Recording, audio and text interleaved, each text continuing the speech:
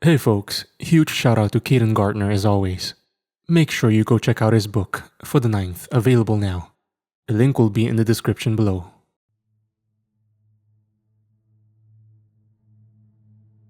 Of all the places in the cosmos, there is none more vile than Gehenna.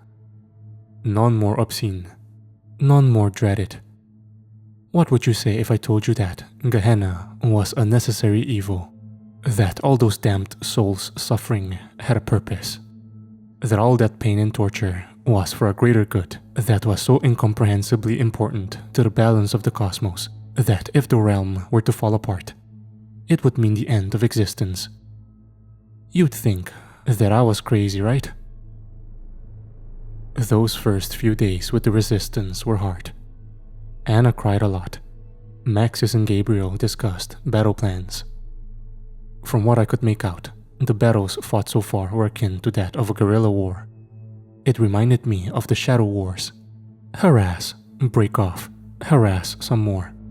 These were jabs directed at a larger goal. You see, Gabriel had come to Gehenna with a mission. That mission was to free souls that didn't belong here, which he claimed there were thousands of. I questioned this, of course. How could heaven let innocent souls go to hell? He looked at me with a sad expression. The souls in question were down here when they perished. Heaven couldn't recover them. Not yet, he said. What about God? Yahweh could. Heaven couldn't, he said. I had no clue what he meant by that. I wanted to ask more, but we were interrupted by the arrival of a scout bringing a report on Abaddon's troop movements. We'd set up camp in the Gehennian mountains near a naturally occurring flesh pit. The place was in the Gehennian outskirts, outside of the 9 levels in a similar way as the river Styx. I could actually see the river Styx if I climbed high enough. It was a black ocean under a red-tinted sky. There were no waves. The water looked like flat marble, and it stretched on for miles and miles. Maxis stood next to me on the mountainside as we observed it. A cold chill passed over me, causing my denizen body to shiver. I could hear Maxis exhale. The water's surprisingly warm, but it's also filled with Leviathan spawn, he said. You've been inside it? I asked. Maxis chuckled. Yeah, not by choice. It's where I landed after Abaddon tossed me into the clouds. How did you not drown? I asked. A Leviathan spawn tried to eat me. I killed it with my sword and floated on its body until a pirate ship found me. I raised a brow. There are pirates in hell? Where else would thieves go? He asked. I chuckled at this. They weren't pirates. They were loyalists to Lucifer that were fleeing the new regime. They wanted to eat me, all aside from their leader, some demon whore called Azos. I ended up being her sex puppet for a few years, while they went from island to island, each with its own arsenal of whores, trying to avoid Abaddon's navy. He caught up to us eventually though. Azos and her troops were crucified. I only escaped because the general that caught us happened to be Azazel, who's been Gabriel's eyes down here since the coup. Good for her, I said. Azazel had made me miserable over the last few days. I wasn't ready to give her any credit just yet. I think Maxis knew this, which was why he changed the subject. You wonder why you were saved? He asked. Saxon said I wasn't supposed to be down here. I replied. Many aren't. Abaddon has become proficient at stealing souls. We've saved as many innocents as we can, but we need more manpower. You're a soldier, a good one according to Gabriel. I'm sure there are plenty of those down here, I said. Not many who were taken by Abaddon personally, which is why we need you. Maxis took a deep breath. I lost almost every single one of my brothers down here, souls and all. At the Battle of the River Styx, Abaddon gave us a choice: submit or die. We chose, and now their souls belong to him. Most are locked in denizen bodies on the 9th level, but there are those who survived by fighting, those who Abaddon kept alive to torture, those whose minds he broke until they submitted to him, and only him. He calls them the Ghost Legion. What does any of this have to do with me? I asked. Only a soul meant for heaven can free them. So says Gabriel, he said. And you wanted one that can fight, I said. I wanted one that wouldn't break. Abaddon chose you himself, which means you must have done something to upset him when you were living. A few days passed. More planning. We never stayed in the same area of the mountains. We made erratic movements, staying in caves when we could to avoid the sight of the giant locusts that would pass overhead every once in a while. I'm not sure how much time we spent getting ready. I know as time passed, my wife cried less and my hair and beard began to grow. I must admit that I was a little annoyed that it was speckled with flakes of grey instead of being completely black like they had been on Earth in my youth. A perfect copy of your earthly body, only with an ability to regenerate to deadly wounds. I was called to Gabriel's tent one evening. Was it evening? The sky in this place never changed. Eventually, there came a day when Maxis called me forward. Gabriel was set to have a meeting with another informant, and he wanted us in attendance. This meeting took place on level 6 in a small pyramid-like temple. The meeting was set up by Azazel with another of the princes, this one known as Ramel. Our briefing on him was short. He was one of the angels that fell from heaven during Lucifer's rebellion. Supposedly, he wasn't very supportive of Abaddon's coup. Gabriel knew this. The problem? Ramel was, for all intents and purposes, a coward. He didn't make moves unless he knew he could win. We arrived at the temple first, Gabriel teleporting Maxis and I. The temple was cold. Colder than most of the areas I'd been to up to that point. It was made from the same black stone as the other structures. The room we were in seemed like an office. We stood there for around 10 minutes before I could smell sulfur. That was when Ramel arrived. He appeared in his human form rather than a demonic one. He looked like a regular guy in a suit. Only his eyes were an inky black color. He smiled upon seeing Gabriel. "Hello, brother. Been a while," he greeted with his hands in his pockets. "Ramel," Gabriel said in a serious tone. "Azazel tells me you've been busy. Hell has too. With the attack on the king and all, you think this place is on fire." Gabriel exhaled. "Abaddon shouldn't have taken innocent souls." Spare me the old innocent souls. I know why you're down here fighting your proxy war. You want the Nime's souls. My question is, why?" asked Ramel. Gabriel exhaled again. "That's none of your business, Fallen One. On the contrary, if you gain access to the 9th level, you gain access to the seal. If the seal breaks." "Heaven has no interest in breaking the seal," Gabriel said. Ramel took a deep breath. "Why should I trust you?" "What interest would heaven have in breaking the seal, Ramel? It could mean the end of the entire multiverse. Aside from your precious Earth Prime, or did you forget what the 9th gave their lives for?"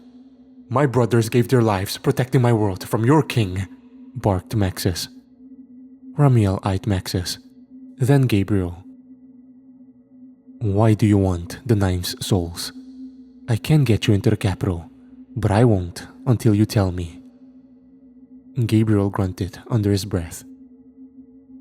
"We received intelligence that Abaddon is using the 9's survivor's blood to create his own Omega Serum, which he's using to resurrect millions of bodies from the Earths he's conquered. Bodies with no souls." I could see Ramel smile. "Meat fresh for the possessing," he said. "An almost endless army of super soldiers, one that he could invade Earth Prime with. All he needs is a way there," Maxis added. "But why do you need their souls?" asked Ramel. "Because a war is raging across the multiverse, not just one here, but everywhere. Wars need soldiers." Soldiers with no bodies aren't useful, Ramel said. I could see Gabriel smirk. Leave that to me. Ramel would give us intel. He told us that a convoy of slaves were scheduled to be delivered to the capital within the next week, that we could infiltrate it and hitch a ride. Ramel made that part easy. He was overseeing the convoy. We spent a lot of time prepping for the mission. I'm sure you're wondering, why not just infiltrate the capital through the monolith in Ramel's throne room? Well, we actually had someone working that angle already. The rebellion had garnered quite the arsenal of weapons over their millennia of war against the Gehenna Empire. I'd gotten a black breastplate and 2 black short swords. I was a highly trained CIA agent in my prime when I was alive. I was an expert with modern weapons, not swords.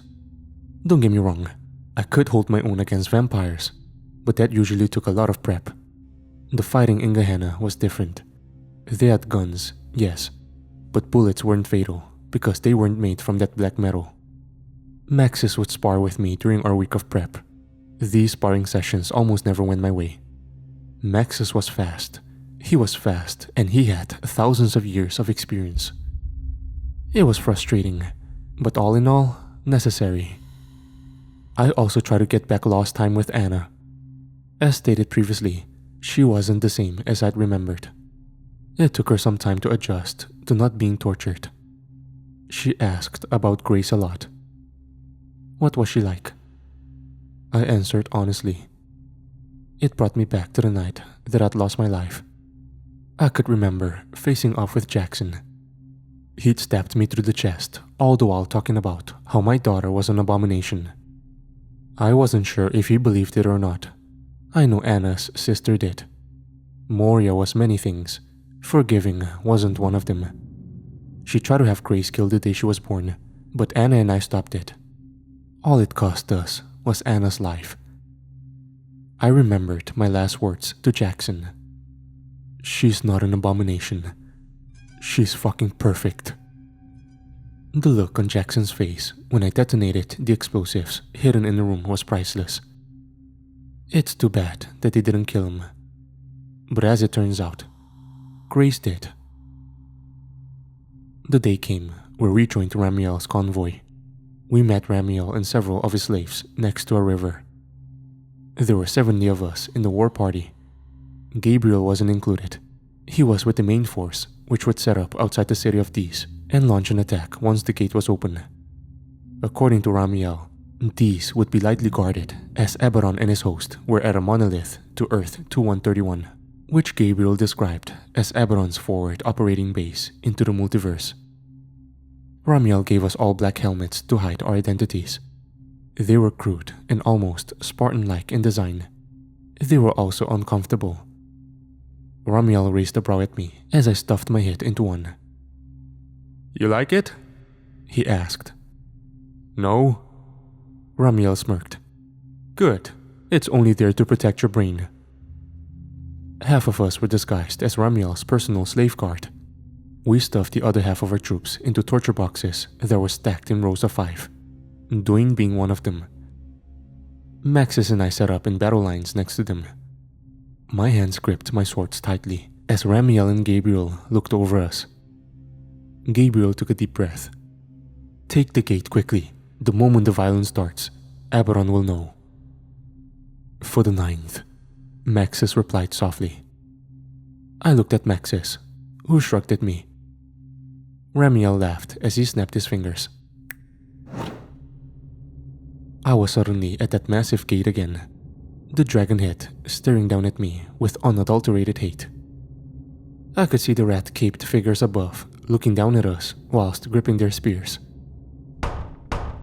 Ramel banged on the door. I've got a slave delivery. The doors opened slowly. Ramel was confronted by a tall, white-skinned demon with silver hair and sharp teeth. Prince Ramel, it greeted in a deep voice as it bowed. Hello, Talos, Ramel replied as he motioned us inside. My heart somehow started to beat even harder when we made it through the gate. We were surrounded by 10 to 12 demonic soldiers, all of whom weren't really paying us any mind. My eyes locked on a particular pair that was talking, whilst leaning against a nearby building. The building had a stairwell that led up to the top of the wall, which was our objective. My grip tightened on one of the swords at my hip as I split off from the column and walked straight up to the demons. They were both maybe 7 feet tall. Maxis was a step behind me. One of the demons smirked at me as we approached. "Look, Angus, the vermin approach," it said. They weren't expecting me to lunge forward and shove my blade into the closest one's neck. Maxis did the same with the other. The demon smiled at me as he died. Its breath was rancid, like rotten flesh. I could hear the shouting coming from all around us as the torture boxes popped open and our men began to move. The demons were all caught by surprise. I could see Ramel standing over a body covered in blood. He turned to me with a savage grin across his face. "Get to your positions," he shouted. Maxis and I entered the building. It was dark, and it took a moment for our eyes to adjust. But when they did, I was glad to have had my sword up, as standing at the base of the stairway was what looked like a Roman centurion. Only, this one wasn't zombified like the others. This one was very much among the living. I could see Maxis hesitate for a moment. "Crassus?" Maxis greeted. "You are in violation of Gehennian law. Surrender now or face judgment," the centurion said as its sword ignited a purple color. Maxis ignited his own blue blade.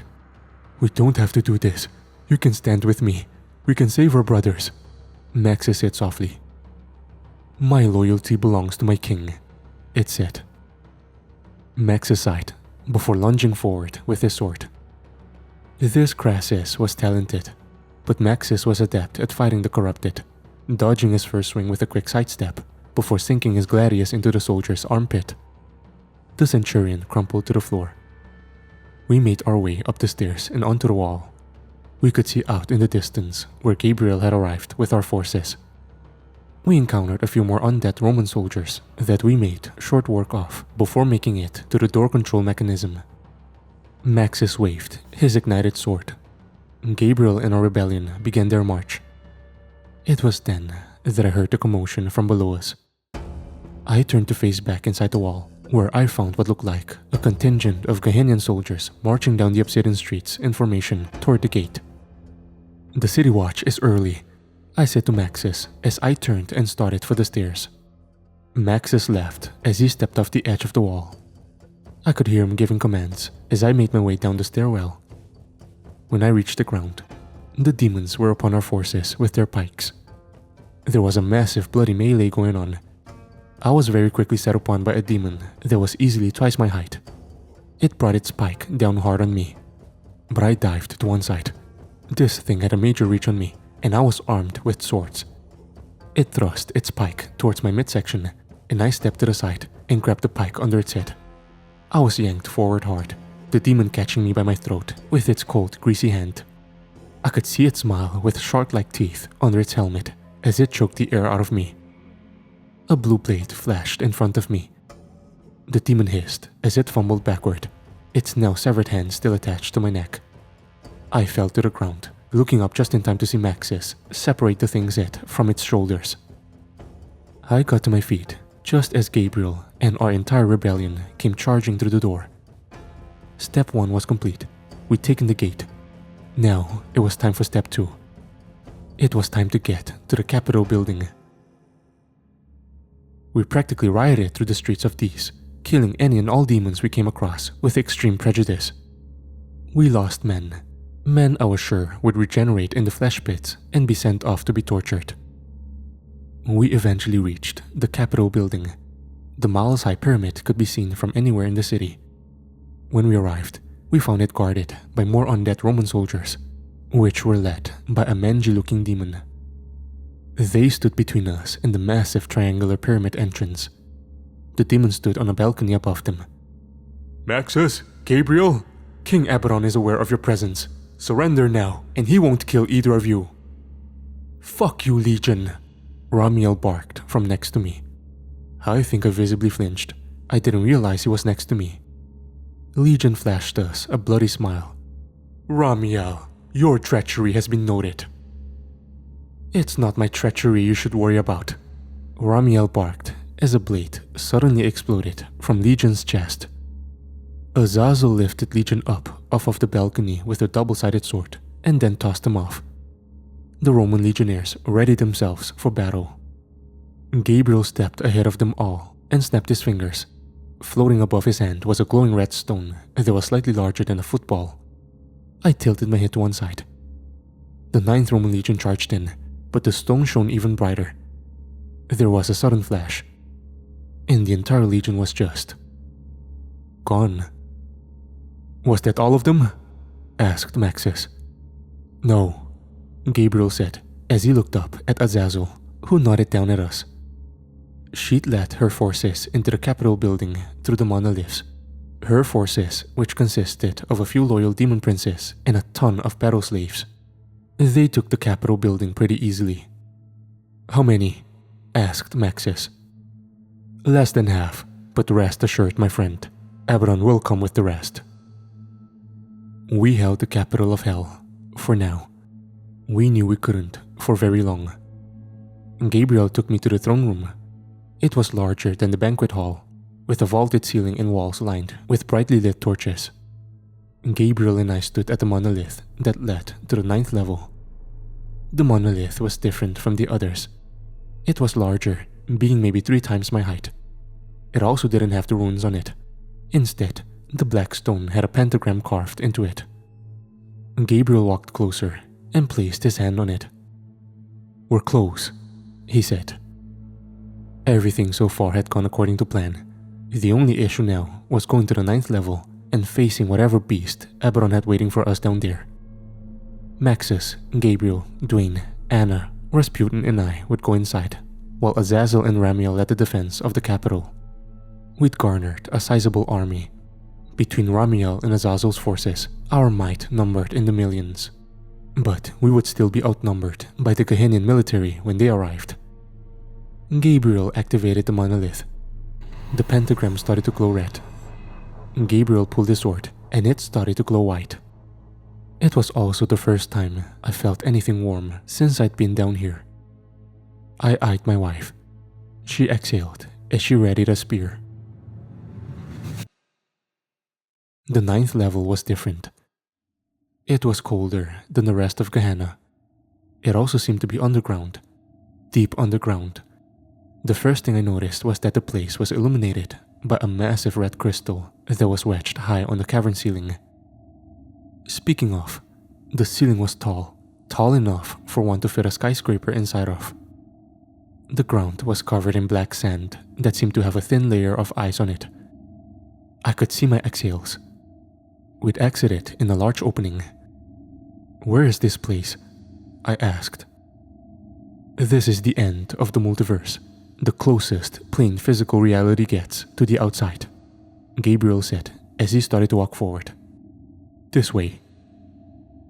We walked for a few minutes before Gabriel came to a stop. There was a large rock formation ahead of us, a large rock formation that suddenly moved when we stopped. I wasn't sure what to expect when told about a beast, but I honestly wasn't surprised when the kaiju-sized 3-headed dog got to its feet. All 6 of its glowing red eyes locking onto us. The ground rumbled with each step it took. "Cerberus," Maxis grunted. "That is big dog," Rasputin said. The 3-headed beast snarled. Gabriel groaned with annoyance before blitzing forward. He moved in a blur. For such a dangerous beast, the Cerberus was no match for the raw power and speed of an archangel. Cerberus was cut down in minutes. The beast fell to the ground, and Gabriel touched down ahead of us. He put his sword back in its scabbard. We all stood there in dumbstruck silence for a good few seconds before Maxis' voice spoke up. "Save some for the rest of us." Gabriel laughed softly, then motioned for us to continue. After a few more minutes of walking, we came to a wall that seemed to be made of glowing red energy. A small stone table in the center with a human-shaped handprint in the center. I could see past the energy wall, where there were stacks of torture boxes. Torture boxes that were connected to more of those pipes that I'd seen in the black halls earlier. Actually, I could see the pipes on the ceiling of this cavern. I could see in the distance that the pipes were connected to some kind of cube, and then beyond that, there was another wall of red energy. Gabriel turned to me. Only two kinds of beings can open this: Gehenna royalty, or a soul meant for heaven, stolen by hell. This is where we need you. You press this button, it will lower the barrier. It will also send a signal straight to heaven, the signal they've been waiting for, he said. I approached the table and placed my hand on the human print. The power that suddenly flew through me made every bone in my denizen body ache. I could see flashes of Jackson, Anna, Moria, Shaw, and even my daughter Grace. I could see the vampires I'd tortured in the Shadow Wars. I could see the monsters I'd killed. I could see my father. I could see his father. I found myself standing in a fog. Then came the voice, deep and ethereal. Are you innocent? No, I'm not, I said. I did horrible things in life. I tortured. I murdered. I abandoned my friends for a woman. Then why do you seek salvation? Why does anyone seek salvation from this place? I asked. The deep voice chuckled. That was when a hand clasped my shoulder. I was jolted back to the present, where I found my hand hadn't even touched the table yet. I could see Gabriel. Then I could hear Gabriel. Stone? I looked at him and then pressed my hand down on the button. The wall fell immediately. We walked up to the stacks of boxes. The men standing inside them all stared down at us. Most eyes seemed vacant.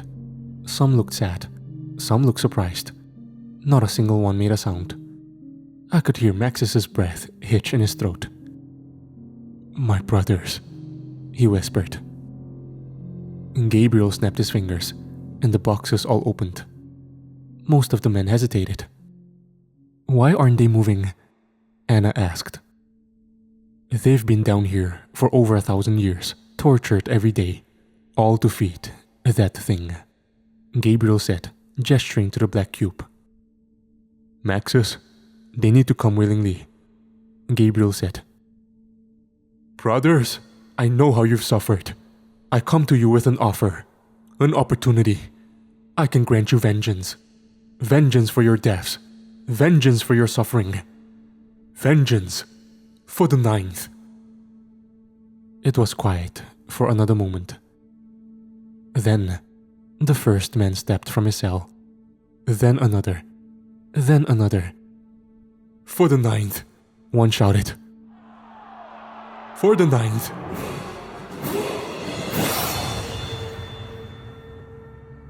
All of the men screamed in unison.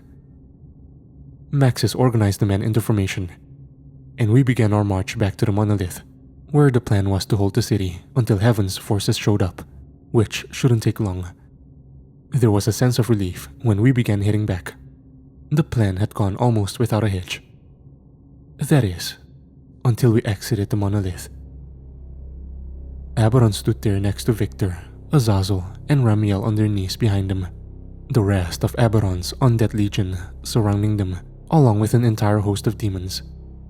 Abaddon held his hand out wide when we walked out. Gabriel, the balls on you. You started a whole ass civil war in hell, Abaddon said with a smile. How did? Gabriel started. How what? We came in the same way Azazel did. Speaking of, how did you turn her and Ramel? It's a shame, I'm going to crucify them. Abaddon looked around, his eyes locked on me. I see, you have freed the 9th. He took a deep breath. Tell me, did the seal fall? No, Gabriel said. Well, at least you're not stupid. I'm going to need those souls back though. I could feel my body tense up. I could see Anna tighten her grip on her spear and get into a battle stance. The men behind us readied themselves as well, although they were all unarmed and naked. They weren't going back without a fight. My eyes scanned the undead Romans ahead of us. I could see Abaddon give a signal. Gabriel didn't seem fazed when they started walking towards us. He snapped his fingers again. The red stone reappeared. It hovered over his hand.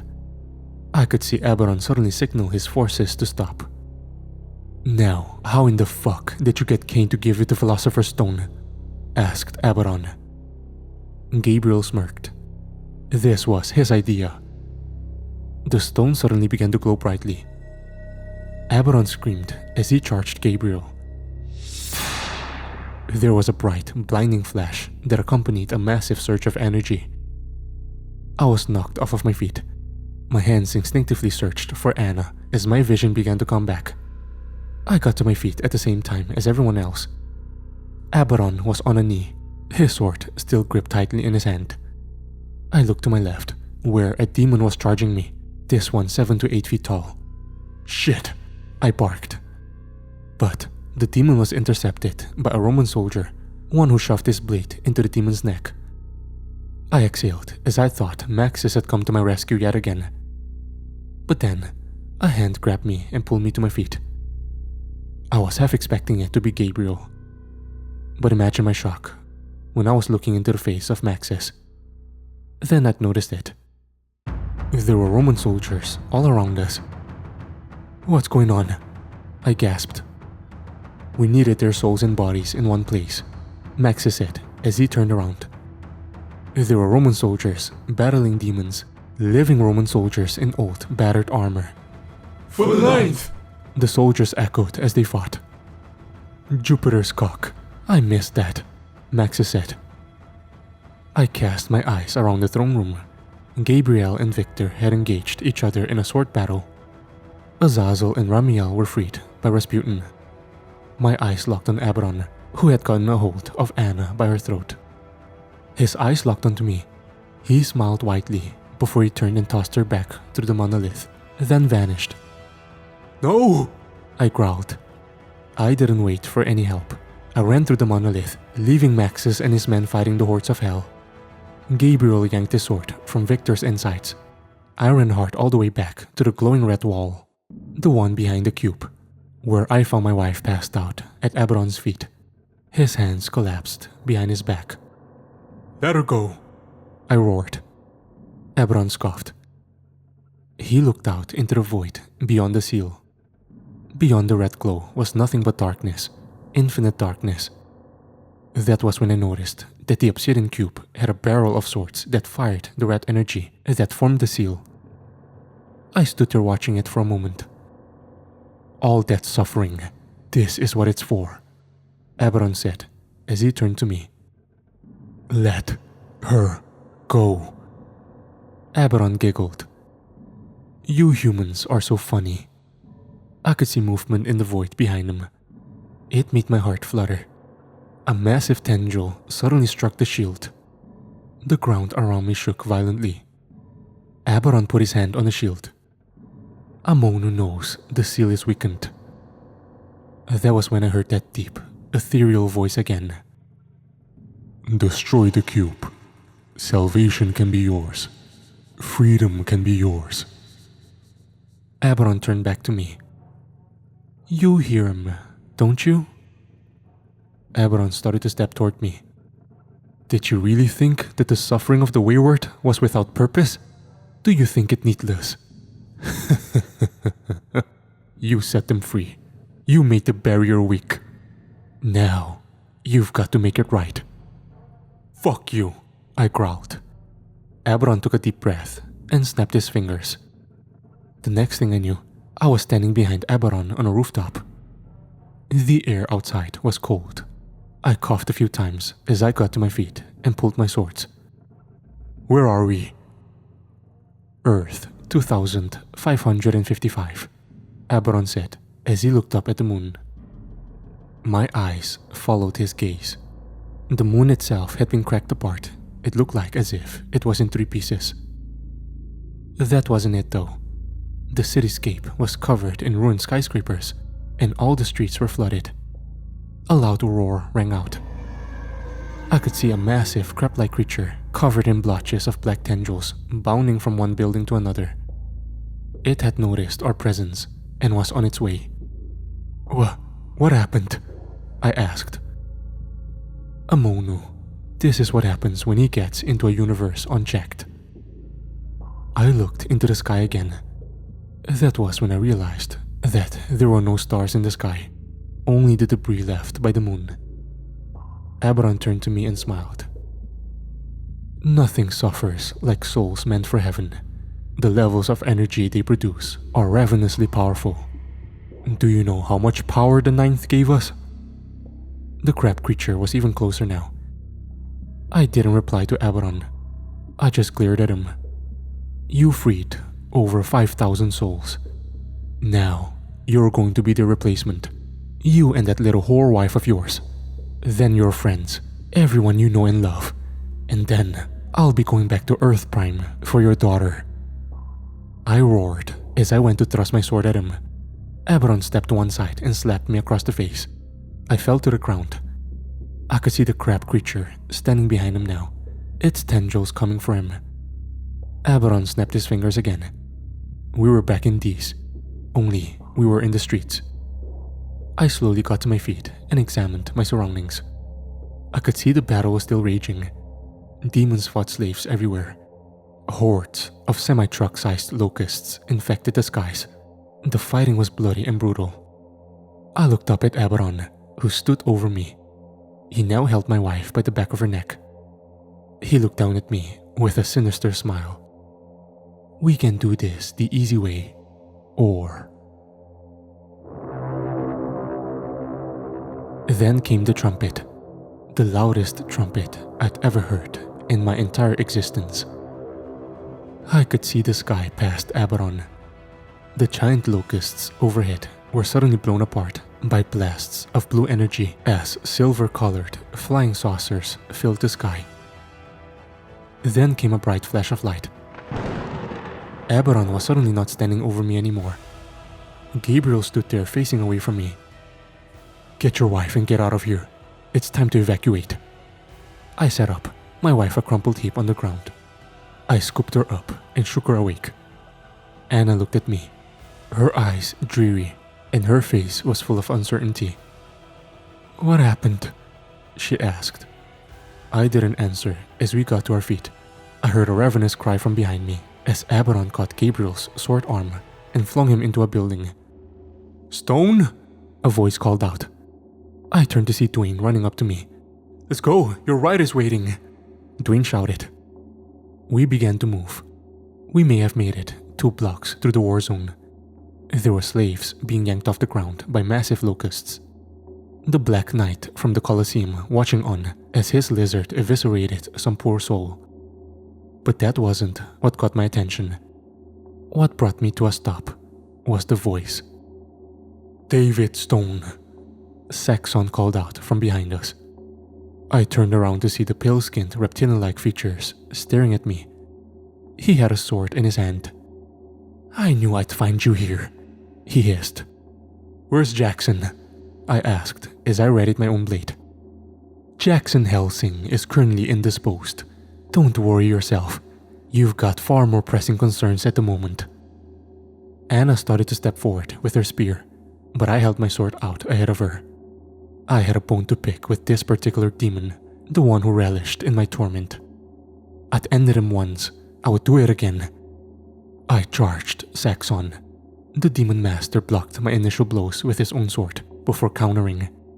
Saxon was a good swordsman, but he wasn't half the swordsman Maxis was. His counters were ill-timed.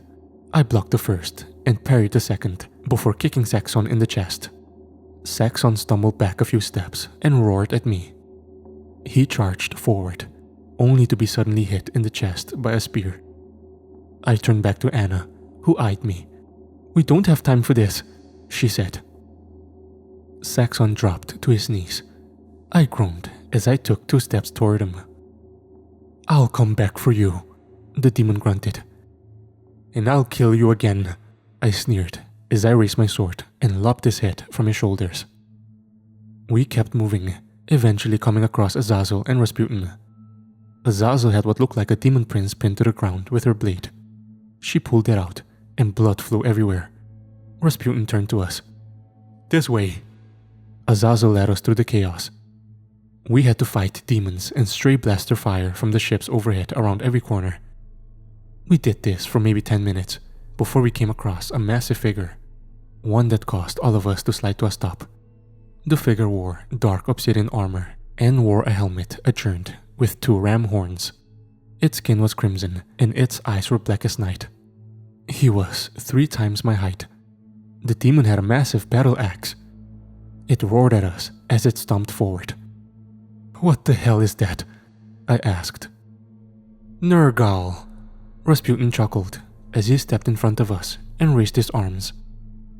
2 massive chunks of obsidian were ripped from the road and flung towards the beast. Nergal sliced one in half with his axe before using his shoulder to shatter the other. Rasputin sent a tornado of fire his way, but he barreled through that as well. I gritted my teeth. Hell's champion was upon Rasputin, bringing his axe down on Rasputin's head. Azazel morphed into her more snake-like form. Nergal may have been the champion of Hell. Azazel was a princess and one of the fallen ones. She caught the axe with her double-bladed sword. Rasputin suddenly raised his hands, and a wall of fire shot up into Nergal's face. The demon lumbered back a few steps. Azazel moved fast, whirling around with her sword before shoving it into his throat. Blood splattered everywhere as the demon fell. We kept moving through the streets, through the cacophony of violence and destruction. If war on Earth was hell, then what was war in hell? Eventually, we made it back to the gate, where I found one of those flying saucers had landed. There was a walkway that led up from the ground straight into it. At the base of the walkway stood a man in a familiar-looking suit. It was covered in metallic plating over a black bodysuit. His eyes were glowing a neon blue. Only this wasn't Nemesis. This one had a red Roman-style plum across its head and a scarlet cape on his back. He was flanked on either side by several men in clunky-looking suits of armor, all of which were firing blue plasma bolts. "David Stone?" the man in the suit asked. "Yes," I replied. "Let's get out of here," he replied. We did as bid. Well, Anna, Dwayne, and I did. Rasputin and Azazel stayed behind. Azazel saying, "Someone has to stay behind to fight this civil war." I wish I could say I gave them more fanfare as we left, but there wasn't much time. We boarded the ship in a hurry, and the armored men followed us up the walkway. The inside of the ship was bigger than I expected. There was a man in the cockpit fiddling with the controls. "Royce, get us out of here," the cybernetic soldier ordered. The men pulled up on the controls. I could feel my chest tremble as the ship lifted off the ground. A few moments later, we were teleported away. We were brought back to Earth 0067, where I would learn the man who picked us up was called Marcus. He was also a friend of Max's, and the only member of the 9th Roman Legion that truly escaped the Battle of the River Styx. We spent a few weeks on Earth 0067. We were given a room on a keeper base. It took time to process everything. I'd escaped hell with my wife. We slept a lot. I didn't realize how exhausting everything had been until I found myself in an actual bed. We missed our daughter like crazy, but because we were in denizen bodies, we couldn't go back to Earth Prime without catching on fire. We also tallied the many denizens that had been recovered in the rebellion. We didn't save enough. Most that we did save were mental wrecks that had to be healed. As far as the 9th went, every single member who made it out was outfitted with one of the same suits as Marcus. They would stay on Earth 0067 to train. I would also be introduced to Cain, who had loaned the Philosopher's Stone to Gabriel and planned the whole operation in Hell. He'd created a task force among both Heaven and the Keepers who were fighting a multiversal war against Gehenna, a war that needed soldiers. I also learned about this, Amonu. I learned that, yes, While we had weakened the seal, but not enough for Myuu to come through, there were still trillions of souls being tortured in hell, their suffering feeding the seal. But with the knives' souls being meant for heaven, the seal had been supercharged. It meant that Abaddon would have to spend more time getting things in order rather than invading other Earths. It was still a tough pill to swallow. The fate of the entire multiverse being based, the seal was fed enough suffering. I also learned that an altar used to be in the place of the cube, that it was the site where Abaddon's mother, Lilith, created a tear in space and time during the days of Genesis as she tried to summon her dark god after he had been banished. The seal was put up by Lucifer once Lilith realized how badly she'd messed up. It may have been 5 weeks before Gabriel requested our presence. We were escorted through the base into a large room, which went silent when we entered. Gabriel stood there with another angel, this one slightly taller and with a bit more muscle. They were joined by a man wearing a black suit and tie, and another man in a grey suit, this one standing in front of Marcus and Maxis, who both wore their new cybernetic armor. "Hello, Mr. Stone," Gabriel greeted. I nodded. Gabriel gestured to the other angel. "This is Michael." He motioned to the man in the black suit. "Abel." Then the grey suit. "Quintus, you know Marcus and Maxis," he said. I stood there watching them, more unsure of how to respond than anything. "I'm sure you're wondering why we brought you here," Gabriel started. "We want to discuss what comes next," said Michael. "Yes," agreed Quintus. "What comes next? We're dead," I said in a confused voice. Michael raised his eyebrows as he eyed Gabriel. "It appears so, but what if we could offer you a second chance as a gratitude for your suffering in hell?" asked Michael. "What kind of second chance?" I asked. Gabriel smirked. "The ninth still has training and mental recovery to do. Maxis will be staying here to help with that. The multiverse, however, is still under constant threat. We'd thought our efforts in hell would slow Abaddon's plans, and they did, but not as much as we'd like. We would grant you a new body, one crafted by the power of heaven. We would have you join our hell hunters," added Marcus. "An angelic body? Like a light bender?" I asked. Abel chuckled. "No, this one is much, much more powerful. It's designed to kill archdemons." "Why give it to me?" I asked. "We're at war. Wars need soldiers, but not just soldiers. Wars need heroes," said Gabriel. "I'm not a hero," I replied. I admit, I wasn't sure why my soul had been meant for heaven, and while I didn't consider myself evil, I'd done horrible things in life. Abel smirked. "There's a teenage girl on Earth Prime who would beg to differ." I thought of Grace, my daughter, the person I'd given my life to protect, the person who was my entire world before I died. I exhaled slowly. "If I do this, can I see her again?" I asked. Gabriel and Michael looked at each other. I could see Gabriel smirking. Michael turned his head back toward me with a smile. "I wouldn't separate a father from his child." I turned back to Anna, who smiled softly and nodded at me. Then,